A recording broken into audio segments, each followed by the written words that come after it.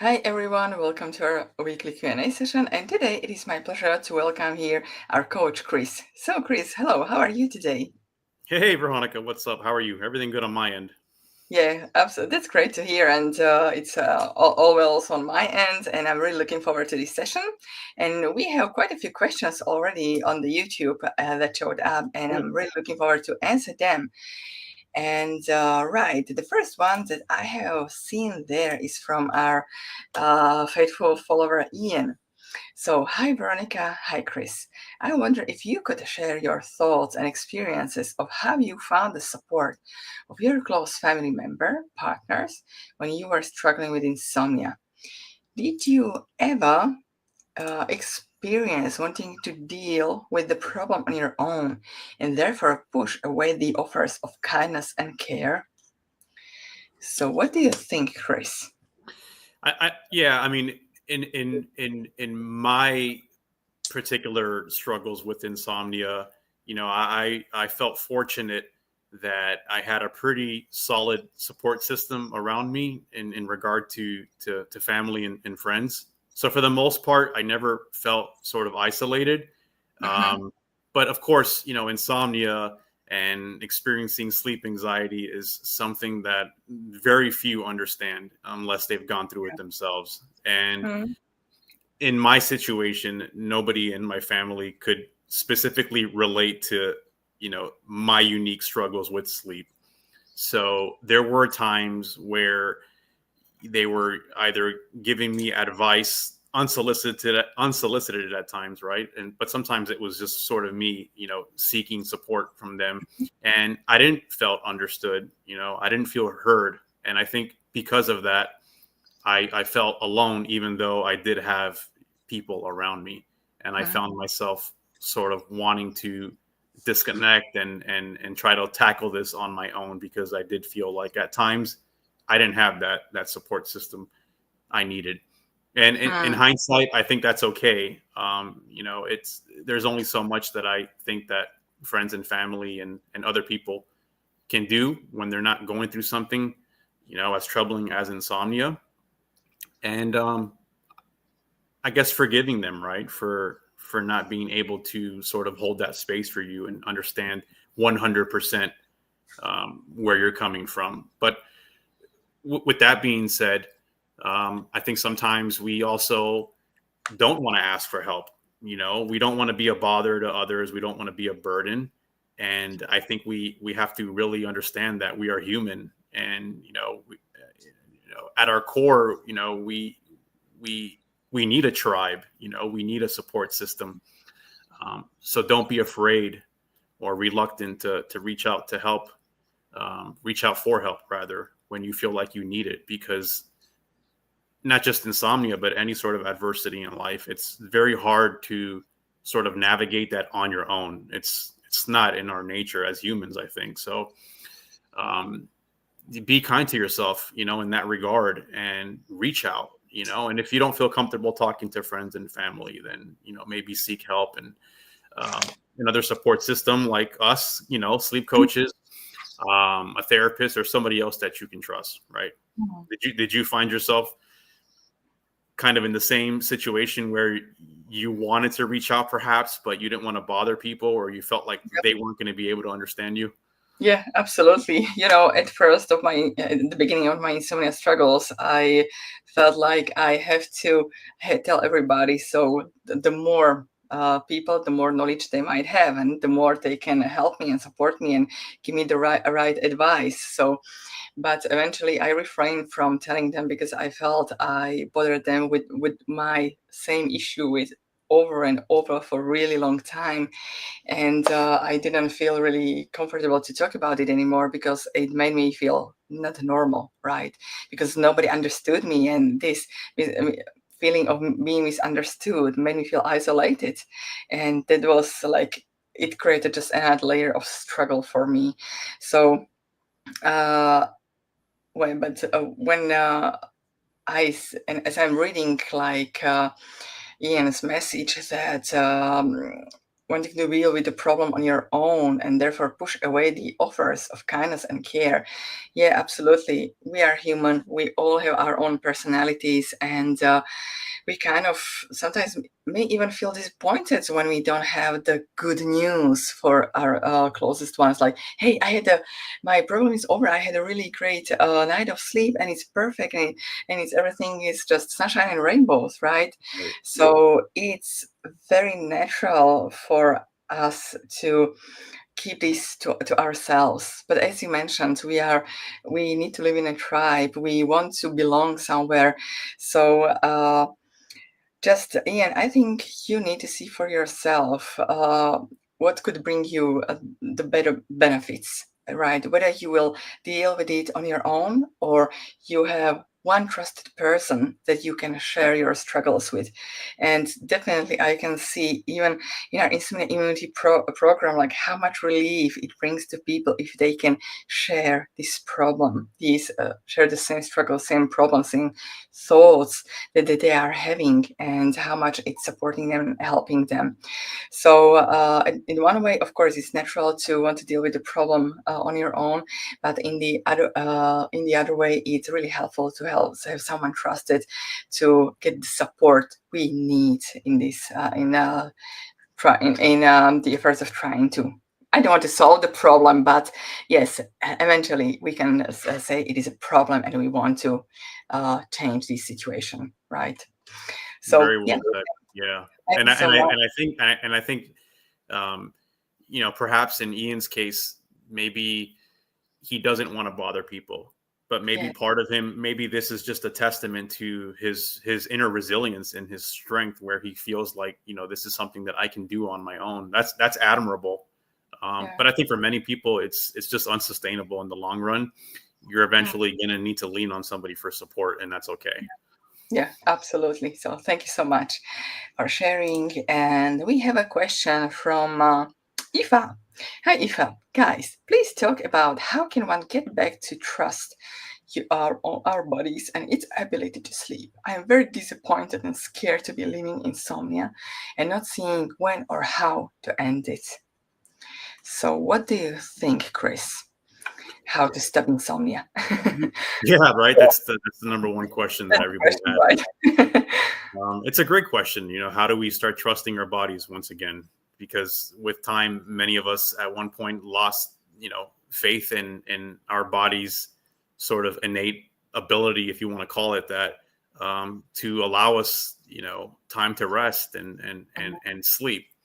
And I think this is just one of those things where it takes time. It takes time when we rather consistently implement the fundamentals to recovery.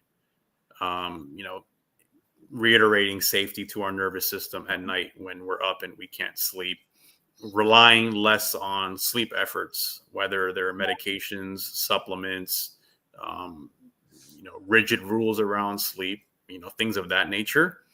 Yeah. And I think in time, and then aside from that, obviously, working with the fatigue the next day when you Mhm. don't sleep well, showing yourself that despite short sleep or choppy sleep or very little sleep, you can get a lot done during the day. Mm. And when you do all of those things, you're taking steps that are conducive towards lowering the conditioned hyperarousal. And when that happens, slowly sleep starts to come together for you. And I think when that starts to happen, then you'll find it a lot easier to sort of trust in the process and trust that your body is not broken in any way. You're fully intact. At the end of the day, sleep is something that was never taken from you. It's just that the hyperarousal and some of the anxiety hasn't made it seem so. But eventually, you learn to trust in your body again, and when that happens, it's a beautiful thing. And like Daniel says, the magic starts to happen, right? Yeah, absolutely. Thank you very much for sharing, and you said it really nicely. I will just sum it up that basically the education will help us to learn how to trust our body, education, and the experience. Because probably you've been in insomnia, I don't know, you didn't write it, but You can see that even after, for people, even after years of insomnia, they are still living, they are still functioning, and maybe they might be not be at their best. They might not be like happy about it, of course, but our body don't want to betray us, right? And you know, our bodies are really resilient. And when you just look back, how much you have probably endured, or even when you just look and at the success stories, like years after years, people after years or decades of insomnia, they literally still can thrive, right? So just dive into the teachings, Ifa, and I believe you will find your way how to be at a place you would really want to be. That's a great point. We can very easily begin to think that our bodies are somehow turning against us, right? Right. Exactly. And it's understandable to think that, but if we can sort of shift perspective and see that at the end of the day, um, from an evolutionary standpoint, our mind and our body is actually trying to keep us safe. Exactly. It's well intentioned. It's in its attempts to sort of keep us safe, in its misguided attempts. Yeah. Things like anxiety and insomnia happen. But when we can understand that, and we can sort of be a little more compassionate and less, I guess, disappointed in our nervous systems, that also makes it easier to lean into that trust that you're looking for. Yeah, absolutely. Really great set, Chris. Thank you so much. And now we have a question from Juliana. Hi, Juliana. Why does it happen that I have several days improving, like a week and a half sleeping well, and then I have relapses of days where I can't sleep well again? So, have you ever experienced this, like during your insomnia Yeah, struggles? of course, Which of was, course. yeah, I think there's two ways to look at this. I think it's quite naturally when we start sleeping better, mm-hmm, and we're thinking far less about insomnia and sleep in general. Um, Maybe not on a conscious level, but somewhere deep down inside you, there might be this underlying pressure to mm-hmm, sort of maintain that, right? yes, And then you might start looking back and going back into problem solving mode and over analyzing how is it that I've been able to achieve this, and how can I keep this streak going, right? And exactly. then we find ourselves giving the insomnia more attention again, and then Mhm, before you know it, boom, one night comes and the hyperarousal gets the best of you. I think when we can understand that, and we understand that it's not something that we did per se that led us to that place where we were sleeping well for consecutive nights on end. It was what we didn't do. mhm, We tried less. Um, we trusted more. Things like that. Um, there's nothing to replicate per se, right? So yeah, when we can sort of give ourselves a pass and say, you know what, this came from a place of less doing, of non-effort. mhm, Um, Things start to make sense, and with awareness, we can meet that sort of speed bump with understanding and more mhm, kindness. And then mhm, before you know it, hyperarousal starts to sort of simmer down, and you're back to where you want to be again. The second way that I think that it's worth looking at this particular situation is that it's the classic extinction burst that mhm, Coach Daniel talks about, right? Where when your nervous system has been conditioned to activating its fight or flight for some time at night, it's done so because it thought that something important was happening at night, right? And it needed to alert you. So when you go periods of time where you find yourself um, in remission, if we want to even call it that, where the anxiety is not as prevalent, and you're not thinking about it as much, your nervous system, it's going to become concerned, right? Because it now it's concerned that you're not giving this thing attention, and it thought mhm, that it meant something significant in the past, so it becomes quite concerned. Again, evolution, the brain is trying to keep us safe, so now it wants to warn you because it feels like you're putting your guard down, right? So I mhm, think a lot of people, when that happens, they sort of they freak out, and they meet it with a lot of resistance, and that's understandable. Nobody wants to, be dealing with anxiety at night when they can't sleep. But again, awareness, understanding, when we understand that the nervous system is only trying to keep us safe, we can minimize a lot of the sort of suffering that a lot of us feel at night when we can't sleep. Wow. And if we can do that, then we're less likely to react in unhelpful ways, right? Being extremely emotionally volatile, being flustered and angry, and, engaging in unhelpful behaviors that are just going to throw you back in that loop. So I think both of those answers can be applied in this situation. So, but yeah, I dealt with it. I know you dealt with it, Veronica. I never worked with a client that hasn't dealt with Yeah. it, right? So it's Yeah. quite normal. Absolutely. All that to say, it's normal. Yeah, absolutely. So thank you so much for a really great answer. I Absolutely. really don't have much to add to it. Only maybe one thing that just my way of explaining things that I like to share with clients is when they have like really good streak, like what you described, like the success regress, and but when they have a kind of like a speed bump, I like to say it's like your nervous system or your brain is asking, like, hey, are you sure you are not afraid of this anymore? You used to be very excited about this, right? And it sends you some hyperarousal, it sends you some anxiety, gives you some wakefulness, and so on and so on. And so our task, what to do is now to respond like, yeah, I'm okay with this. It's normal. I've dealt with this in the past and I can deal with this again. We are safe here. And then your nervous system seems to respond, okay, if it is safe, I can turn off all the alarm bells.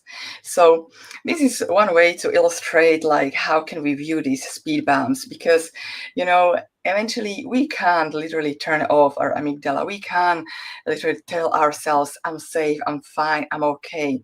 Our nervous system is not quite sure. That's why time to time come these speed bumps. Our nervous system is questioning us, are you sure? But I have to be sure for 100%.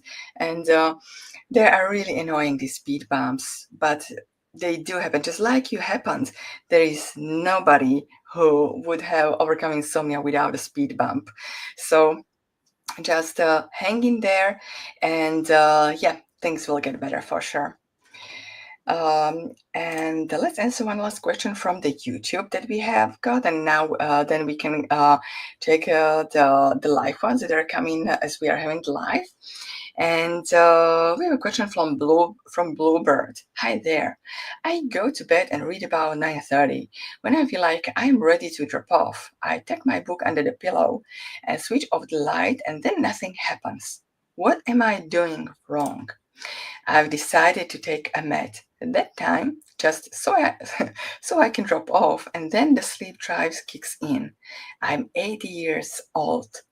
As I read this question, it's made me feel kind of like happy, because it's wonderful, like how this channel brings like value to people, whatever they are age. So thank you so much in the first place for watching us, from learning from us, Bluebird. And now, Chris, do you have any thoughts how to support, or any insights for Bluebird?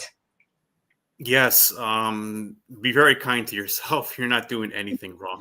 Yeah, That's number one. Don't beat yourself up, and don't beat yourself up for taking the sleeping tablet. We've all been there, right? absolutely. Yeah. Um, I think you're doing everything right. It's no wonder that you're having some friction when you're ready to turn the lights off and go to bed, when maybe 10 minutes prior, you were having a hard time reading that book. you know Again, sleep is something that's extremely passive, and that's exactly why when you're doing something that doesn't require effort, when you're in the moment, like when you're reading a book, your sleep drive, your natural sleep drive, it's going to make itself known. You might start feeling sleepy, your eyelids get heavy, you start yawning. Mhm. So that is a great time to sort of transition from wakefulness to go to sleep. Now, what happens is, whether you move somewhere else in the house, or you're in your bed and you put the book down and you close your eyes, now, because there has been some hyperarousal around sleep for a significant amount of time, your brain becomes aware that we are going to sleep. And we can't afford to go to sleep because we need to be awake, because wakefulness is a threat, right? And if we go to sleep, then we're sitting ducks and we can't sort of defend ourselves from that threat. So I know it's a frustrating process. We've all been there again. I think really it's just going back to the basics and trying to the best of our ability, make peace with being awake at night when we'd much rather be asleep, whether that's picking up the book again and rinse and repeat, or maybe doing something else or going somewhere else in the house. Whatever you can do that's going to make that process just a little bit easier for you and more tolerable, go do that, right? Mhm. Um, and of course, if things feel too heavy or they're too scary, and you decide, you know what, tonight's not the night that I want to sort of delve into this inner work and I want to take medication and go to sleep, that's okay too.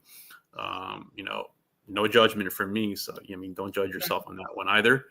And then the next night, you pick yourself up from where you left off and try again. Yeah, absolutely. You really nicely described the Houdini effect. Like That's it. really, like really, we are really ready to sleep as we are reading a book, and then the moment we are putting the book away, think we are wide awake, and it's really, there is nothing wrong with you, Bluebird. It's just very normal reaction, like you mentioned.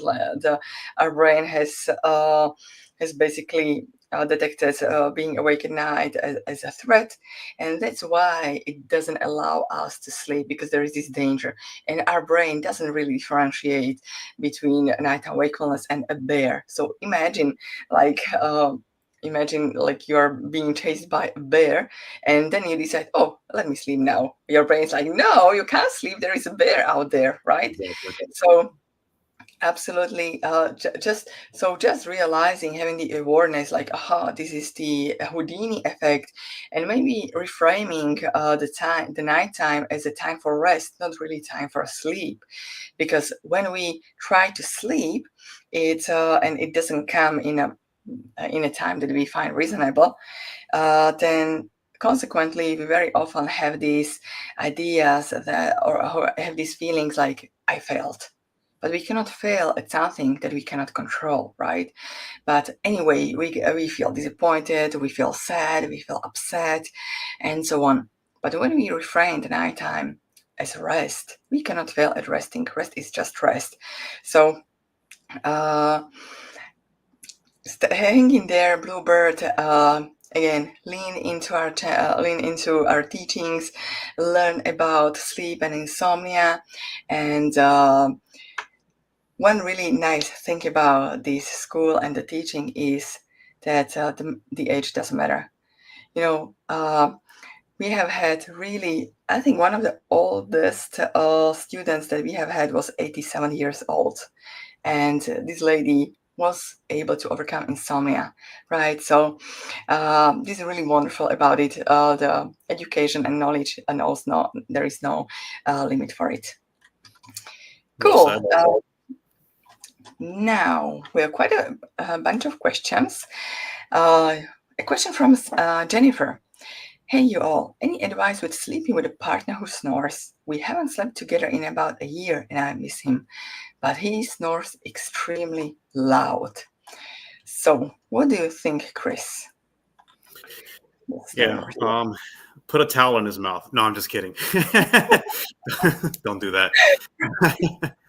I actually had experiences with this myself. I'm kind of putting my wife out there, but she snores as well, and it was something that was quite bothersome when I was dealing with insomnia. But in my situation, I eventually got to a point where I had to sort of ask myself, why was this bothering me, right?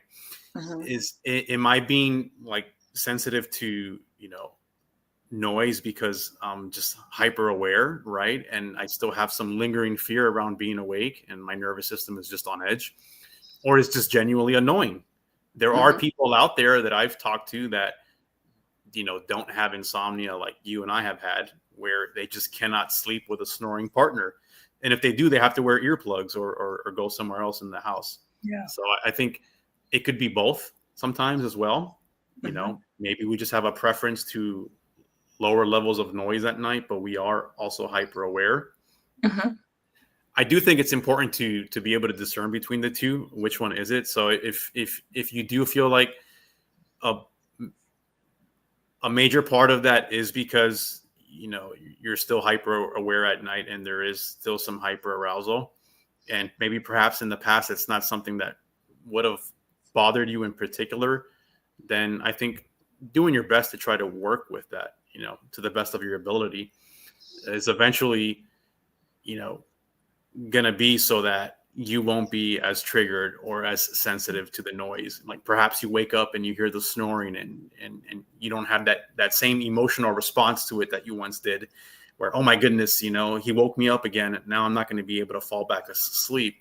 Once hyper arousal starts to improve, um, your interpretation of things like snoring might not be the same. They might not hold as much significance. So again, I think with the education, befriending wakefulness, befriending our thoughts and our emotions and all of those things, um, that can improve. With that being said, if this is something that is genuinely keeping you up, and that it would have probably kept you up in the past before the insomnia, then I don't see why someone like Jennifer couldn't take practical steps and maybe use something to block out the noise at night, or even wearing earplugs if there's no Hmm. conflict with that. Really, it's about and not just with snoring, but so many things in the world of insomnia. It's really like taking the path of least resistance. Like, what is Yeah. easier for me in this moment? What's going to help me feel a little more comfortable in this moment? Is it not wearing earplugs and trying to befriend wakefulness, but I really hate this and I don't want to do this? Or is it, what? Let me just be kind to myself. Let me buy some earplugs. Let me wear them for a month or so, see what happens. And then maybe when I feel ready, take them off. There's so many different ways that we can approach this, but the only real concrete answer is the one that resonates with you. That's going to bring you a little more peace of mind. Absolutely. Thank you so much for sharing. I will not add anything more because we have so many questions. I will for sure not answer them all today. But the next one would be from Saba. Hello, thank you so much for your time. Thank you for being here, Saba. And he's saying, it's been 2 years for me now. I feel like I've understood most general concepts and content whenever I hit a speed bumps. One thing I've been able to shake off is the recurrence of these speed bumps. They always come back with full force and fear. Any advice? I can start here, so you have a little break. And we have basically we've been talking about speed bumps before. That it's very normal for them to occur and for them to show up because you know. Our nervous system, when it's going through insomnia, it's literally experience a traumatic event. And when our nervous system is traumatized, it's going to take some time to heal itself. So it's very normal. It's like, I like to compare it to a broken leg. So imagine that someone breaks a leg, it heals, it's fine. This person can walk again.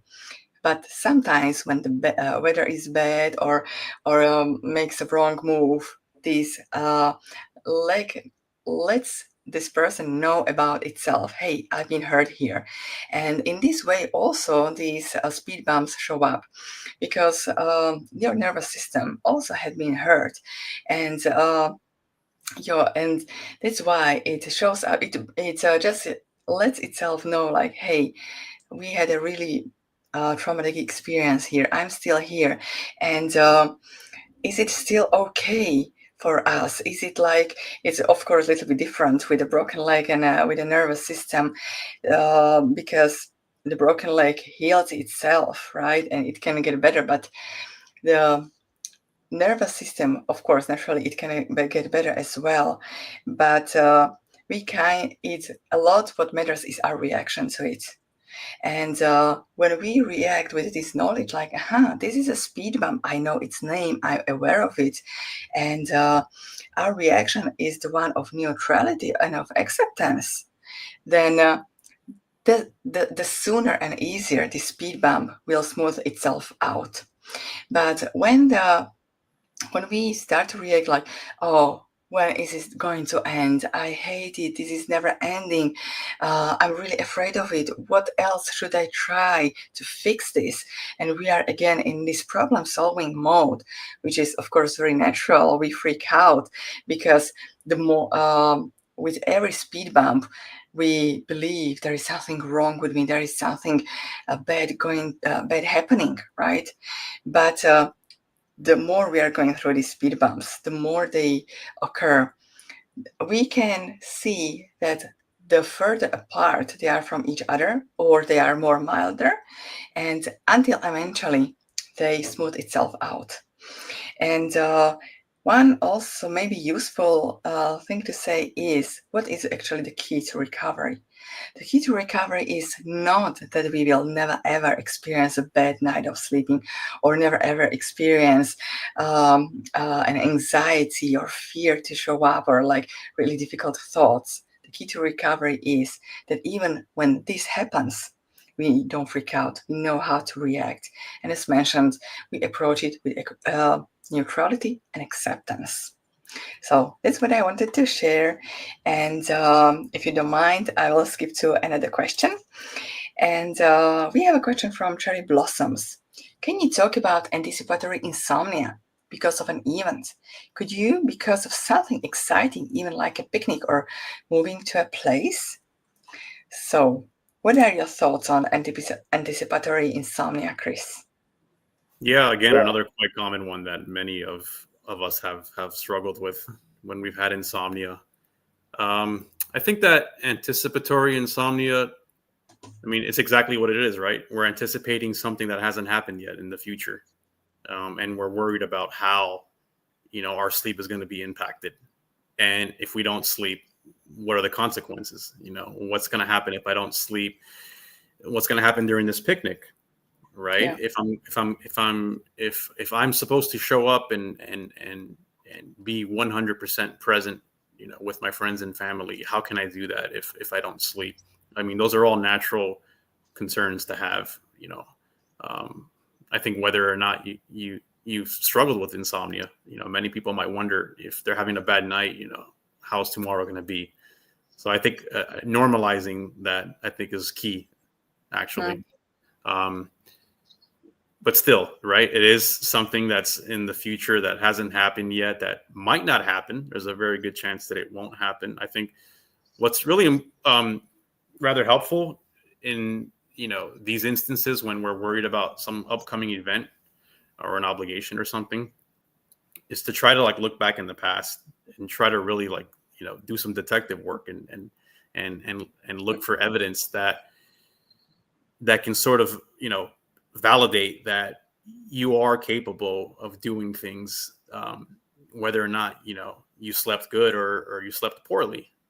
Even if it's just like one outlier, just one situation that you can remember, remember it, and hold on to that, and use that as a sort of compass, if you will, to guide you in a direction that's going to lead you away from any unnecessary struggle. Mm-hmm. So there's that part, and then there's the part that involves the I guess the actual work, right, which is showing up and committing to these things. Yeah. And maybe you don't sleep well, and you go to this picnic, and there's a good chance that you actually will enjoy yourself, right? And it's not as bad as your brain made it out to be the night before or the week before or whenever it was that you were worrying about this event. Maybe it was challenging, maybe you were tired and you found it hard to connect with people. But at the end of the day, it doesn't matter how the specific outcome went, because either way, your nervous system is going to benefit from that experience. If you were tired, well, you were tired, right? But your brain is going to learn that nothing catastrophic happened. and you're living your life. You're living your life. You're connecting with your values and things that are important to you, and that's another key to recovery, right? So your brain eventually starts to take note of these things, and you probably will notice that in the future when you do have some other upcoming event, maybe you're not as afraid of losing sleep because of this thing. But we have to have those experiences in order for us to really fully put trust in that. I Yeah, hope that makes sense. Yeah. absolutely. Thank you so much for sharing, Chris. It's a really great answer. I also wanted to, the first, my idea was doing the detective work. And there's something I wanted to add. And yes, sometimes of course, we are always encouraging people to live their life throughout, even despite or with their insomnia. But sometimes it still can happen that it all goes wrong. Like we feel terrible, we do mistakes, we all kind of scenarios, you know. And first thing is that from my observation, this happened more often or almost always when I had no education, when I knew nothing about insomnia, when I was really lost in what was going me, and I was literally paralyzed by fear. Because uh, as I was learning, as I was educating myself, and I was getting more courage to do things for myself and understanding my emotions and fears, it was easier for me to even go on a trip, go to travel, and it was also giving me the option to offer myself more self kindness if when I felt tired. But when I didn't have the education, I just beated myself up. You know, you're tired, you're not enjoying it, this is awful, this is useless. Why did you even go there? You know, I had this kind of thinking. But uh, but a few years later, I find myself in a trip, maybe not having a perfect night of sleep, maybe me feeling tired, but still, yeah, I'm acknowledging I'm tired, but I still could be tired at home. But why not to take this trip or picnic or whatever, where I can for a little while to forget about my struggles, where I can take my mind off and from pitying myself, right? So that's what I wanted to share, and That's thank a you for great the point. answer. Yeah, and let's answer one last question, and that would be from uh,